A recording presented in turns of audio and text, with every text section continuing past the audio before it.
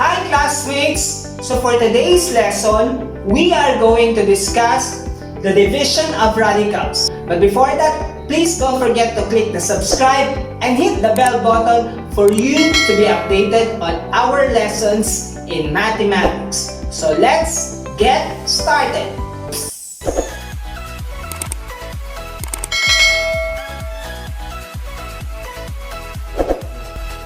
So now, let us discuss how to divide radicals. So there is only one thing to remember if we are going to divide a radicals, and that is the index should be the same for us to be able to divide our radicals. So if you have an illustration, the end root of A divided by the end root of B, since they already have the same index, so you just simply divide your A or your B.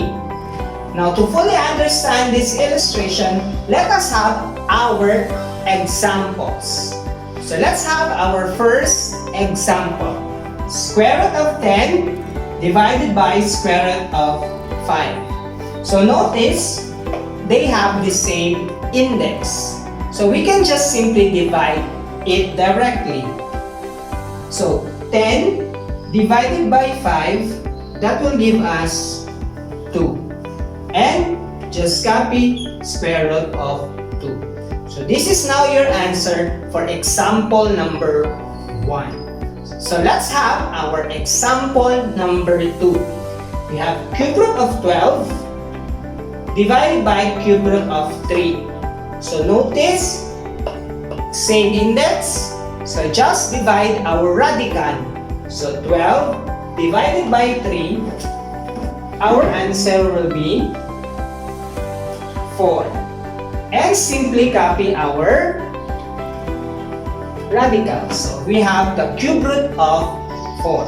So this is now your answer for example number 1 and for example number 2.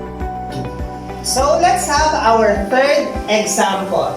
We have square root of 24x squared and divided by square root of 2x. So as you notice, we already have our number and variable divided by to a number and a variable. So how are you going to solve this one? So first, you divide your number. So we have 24 divided by 2. That will give us 12. And recall the lesson in laws of exponent, when you have the same base, and if it is division, simply subtract your exponent. So you subtract 2 minus 1, that will become x. And you just copy the square root sign. And notice that our 12 is not yet in its simplest form. We can make it as 4 multiplied to 3, and that is square root, copy your x. So the square root of 4 is basically 2, and since 3 is not a perfect square as well as your x, they will remain inside your radical. And since this is a square root, that is a positive and negative answer. So this is now your answer for example number 3. So let's have our fourth example. So what if now your index is not the same? How are we going to divide our radicals? So the first thing we are going to do is change our radical into fraction exponent. So we will have 6, and take note your index will become your denominator and your exponent will become your numerator. Likewise, your 3 will become 1/2. So this is now the fraction exponent. Next part is focus only on your exponent.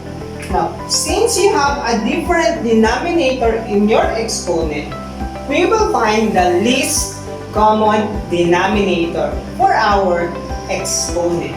So 3 times 2, their LCD will be 6.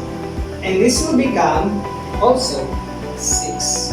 Afterwards, just solve. So 6 will be divided to 3. And that is 2. And 2 times 1, that is 2.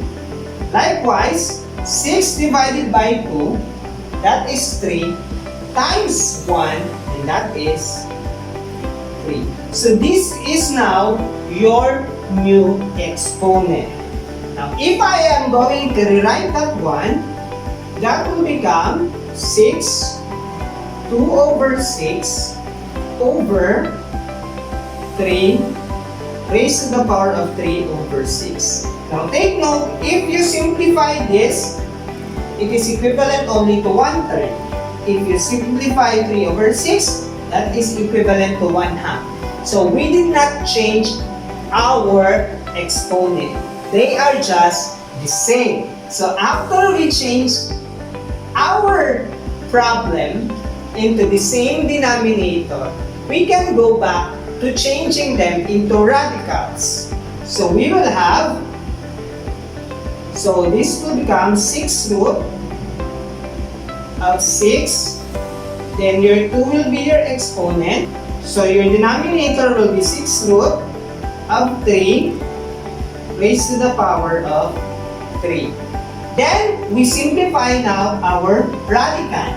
So that will become 6 root. So this is 6 squared. So that will become 36. And divided by your 6 root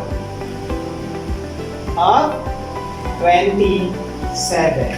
So notice they have now the same index. So going back to our illustration, we can write it as the 6 root of 36 divided by 27. And since this is a fraction, we can make it into lowest term by dividing 36 and 27 by 9. And it will give us the 6 root. So 36 divided by 9, that is 4. And 27 divided by 9, that is 2. So our final answer for example number 4 will be the 6 root of 4 over 3. But since our denominator still has a radical symbol, we have to use the method called rationalization. And that will be our next lesson. So thank you for watching this video. Don't forget to leave a comment or suggestion, or if you have any question regarding mathematics, please write it down on our comment section.